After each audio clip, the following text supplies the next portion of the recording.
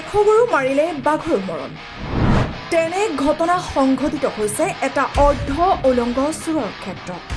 এটা অৰ্ধ উলংগ চোৰৰ সন্ত্ৰাসে টোপনি সৰিছিল গোলাঘাটবাসীক দীৰ্ঘদিন ধৰি নগৰত আতংকৰ সৃষ্টি কৰি অহা এটা অৰ্ধ উলংগ চোৰক ৰাইজে কৰায়ত্ব কৰি আৰক্ষীৰ হাতত চমজাই দিয়ে গোলাঘাট নগৰৰ থানা চাৰিআলিৰ সমীপত পুৱা এঘৰ লোকৰ ঘৰত প্ৰৱেশ কৰোঁতে স্থানীয় ৰাইজে হাতেলোতে কৰায়ত্ব কৰে চোৰটোক ধৃত চোৰটোৱে দীৰ্ঘদিন ধৰি নগৰৰ বিভিন্ন স্থানত চুৰি কাৰ্য সংঘটিত কৰি আহিছিল ঘটনাৰ খবৰ পাই গোলাঘাট আৰক্ষী ঘটনাস্থলীত উপস্থিত হৈ চোৰটোক আটক কৰে আৰু অধিক সোধা পোছা অব্যাহত ৰাখিছে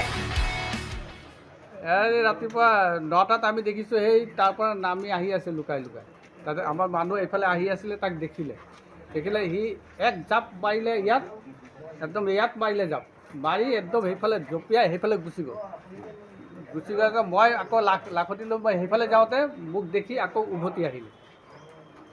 কিবা বস্তু চুৰ কৰিছে বস্তু মই আজি কমচে কম